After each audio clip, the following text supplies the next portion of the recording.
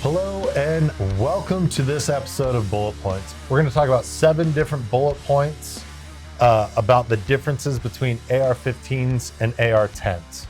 So this is not a how-to build video. We've already gotten those taken down. So this is just comparing and contrasting. This is no building advice will be given. If it happens to be there, it's just by circumstance. Hey, I'm Jordan with Delta Team Tactical. We're here to talk about different gun parts and things like that. And I've been selling this stuff since 2009. Joined with me today is Jim Cannon. I've been competing with this sort of product for about 10 years, both in 22 competitions, PRS and NRL competitions. And your Instagram handle is? 22 LR Marksman. Follow him on Instagram. We have all the social medias. Definitely subscribe to our email newsletter. We have tons of specials, giveaways, that type of thing. So check us out. Let's get into the bullet points. The first bullet point that we're going to talk about is there's a size difference between these two platforms. To the naked eye, to the untrained eye, they just look like, basically they look like they both look like AR-15s. They look like scary bot guns. Yeah, they look like, I was actually going to say that. I actually had somebody say that to me. They couldn't tell the difference, but there is a size difference between these two. The AR-10s, that's just kind of the industry accepted term. We'll talk about some of the differences between AR-10 and LR-308 here very soon, but this is a larger platform. The magwell's larger, the receiver is larger, the ejection port door is larger. Everything in this part right here is larger. The diameter of the barrel nut and the barrel extension is larger. So some parts are interchangeable, some parts aren't. There is a size difference between these two. And I mean, you've spent even more time shooting these than I have. And yeah, there's also a size difference in how far they go. Yeah, very true. That's pros and cons, of course. I think with size also comes weight. True. Pretty clearly. But yeah, I think that there's caliber choices that are pretty unique because of the size and the capabilities of these platforms. But yeah, we can get into that. And that is one thing to talk about is the calibers that work in the AR-15 do not work in the AR-10 and vice versa. And there are starting to become more caliber choices and more popular with these. 308's obviously the most popular. It's a NATO round, but 6.5 Creedmoor has shown some serious staying power. It's not one of the popular calibers of the week. 243. 6 Creedmoor is getting popular. 6 Creedmoor starting to get popular. We've carried 8.6 Blackout in this platform. Yeah, that's big too. Yeah, that's starting to get really popular. And there's one that I'm missing, and I can't. There's even the 22 Creedmoor, but that's getting pretty bougie. Yeah, I was gonna say that one's pretty niche there. That's starting to, but yeah, no, the popularity of this is definitely starting to pick up, and yeah, definitely some advantages. Like if you're into hunting, like you don't really want to be packing around a heavier rifle, but these are better equipped to take down bigger game. For sure, you know, with the additional weight, you do get some advantages. Yeah, there's a give and take for sure. Yeah. Okay, that brings us to bullet point number 2. With the AR-15, there's something that they call Milspec, which stands for military specifications. And it is, now this is clearly not a Milspec upper and there's not Milspec parts on this one, but it is a standard and a size and a universal term. I mean, you could probably even speak to that better than I can, what, you know, parts are Milspec and which ones aren't. Yeah, I think it actually is really confused a lot of times. People think Milspec means the highest quality, but it just means it's within a range of specifications. Like it's not too big, not too small, mostly. So this pin will fit this hole, this spring will work with this, right? So it's just a specification. It's not necessarily this is a nice rifle or the best thing or the worst thing. It's just, it fits in these parameters. Think of it that way. But that's the nice thing about AR-15s is they seem to just go together. They just work. They do. Yeah. And that's because when the government puts out stuff to bid, they may get a contract from vendor A and vendor B, and those parts need to be compatible with each other. I agree with you. It is very misunderstood. Like, oh, I got it Milspec. I used to, when I built my first AR-15, I was that guy. We all are. But yeah, but I've learned that it is a minimum standard of quality. You don't want it worse than Milspec. Right. But you can go better, and that's okay, depending on what you're using it for. That is one of the things with the AR-10. There's no Milspec, nothing like that. So the parts are not always It'll play nice. Yeah, they don't always play nice Yeah, together. yeah. So you got to be very careful about what parts you pick, which we're not telling you what parts to pick. We're telling you you got to be careful about that. So Be aware. yeah, you've been warned. That brings us to bullet point number 3. I learned this the hard way. I was out on a photo shoot. I grabbed a receiver set that we had sitting in our FFL closet. It was already built, put together, and I did a build. The lower was already built out. Threw the upper on it. We had a few different uppers we were doing on it, and it was about every other or every third shot was going bang. And Not a good ratio. no, not a good. I'm like, what is going on here? Like, I was trying to diagnose it, and I looked at the parts, and I brought it back, and I talked to somebody who's more experienced than me, and it had a drop-in trigger in it. Drop-in triggers are awesome for AR-15s.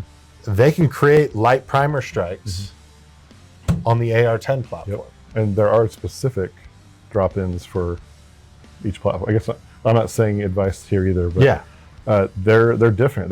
This is a lot bigger, heavier platform, and it takes a little more muscle to push that firing pin. But we're saying what parts not to get. Oh, right, So we're right, not giving yeah. building Don't- advice. yeah, right. It's True. we're anti-building That's advice. right, yeah. Don't do this because it doesn't work Yeah, with us. Just don't. But your traditional style, cam style triggers, like your Hyperfires, your Geisleys, if you're wanting to upgrade Yeah. your trigger, those are the types of parts that, if you already have a platform, not building advice, you already have one.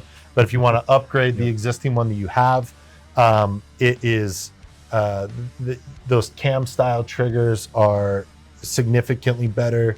I don't know what you call it it's not Milspec, but I just like their standard triggers.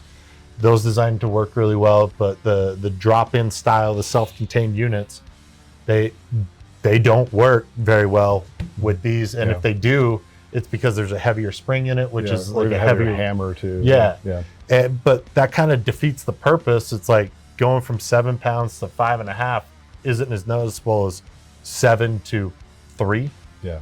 And the 3s don't work. Yeah. So, bullet point number 4. This is something, even in this world, this is the nice part about Milspec. All the AR-15 handguards, you see this Picatinny rail here, are the same height as the upper receiver. That is not the case in the AR-10. There are, I've been told, 7 different ones. We've carried 4.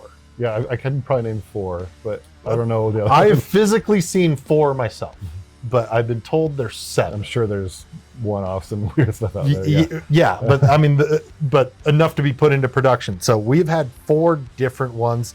This is what we call our high profile, and it's where the tang height. This one's a little bit harder to see because this rail, there's not continuous rail here, but it is not the same. This is the same height as the Picatinny on the upper receiver.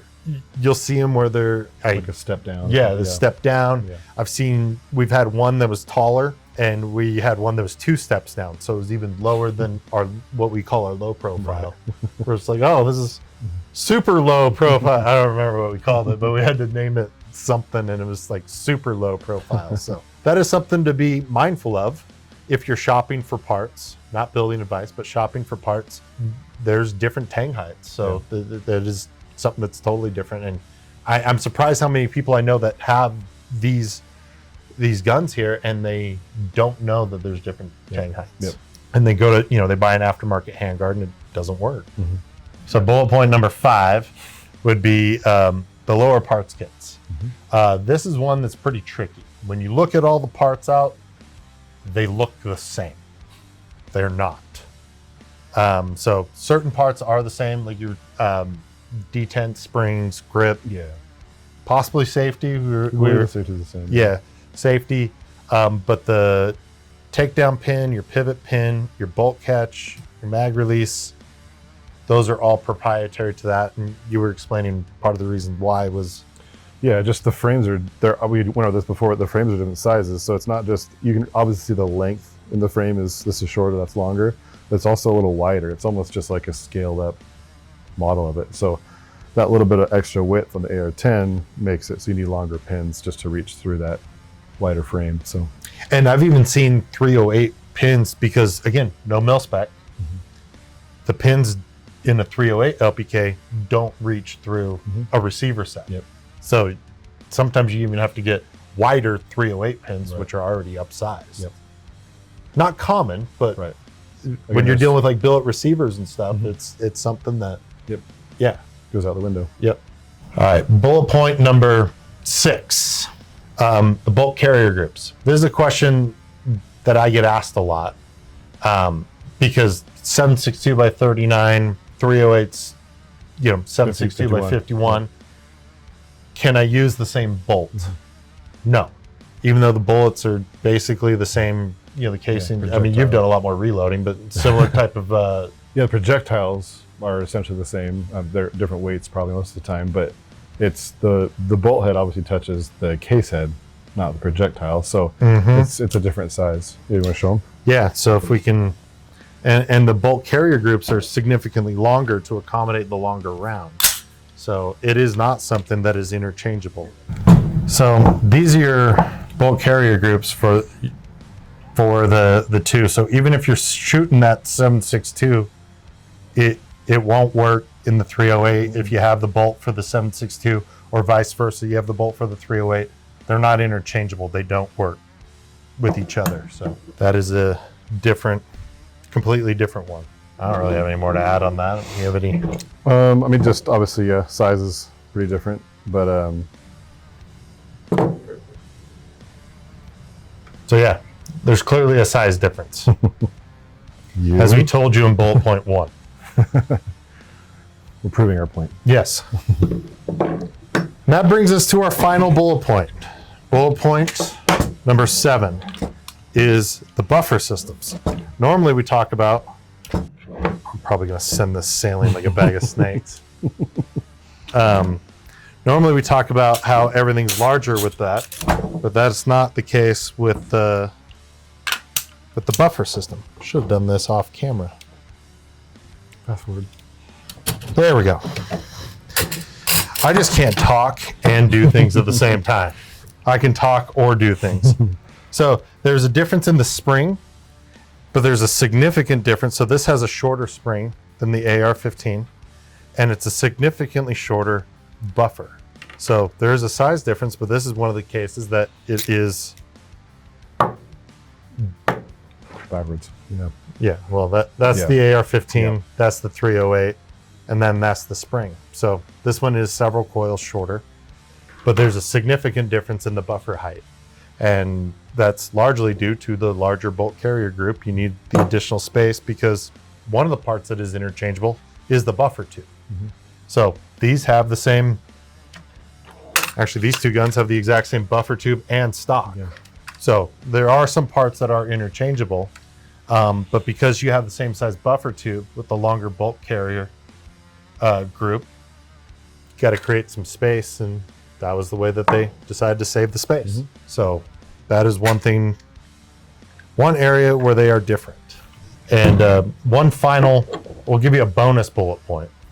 The industry calls these AR-10s, but really AR-10 is just for the Armalite brand specifically. This is actually an LR-308 based on the DPMS platform. There are some subtle differences. Look those up, but one of the problems that I've seen is if you have an LR-308 receiver set, which is far more popular than the Armalite branded one. The Armalite receiver has a different thread pitch than the LR-308. So if you're looking for an AR-10 if you search for AR-10 Handguard, you need to check out what the compatibility is, because if you buy an AR-10 Handguard and you actually have an LR-308, it's a different thread pitch with the barrel nut they do not fit with each other. Again, no Milspec. Yeah, no Milspec. Exactly. No Milspec. So even within the same platform with some interchangeable parts, there's things that don't work with that they don't work, which is not building advice. It's the opposite of building advice. So those are just 7 plus bonus bullet point on the difference between AR-10 and AR-15. Jim, thanks for joining us today. It's always fun to have you here. Sure. So check us out next time. Follow him on Instagram. We have all the social medias.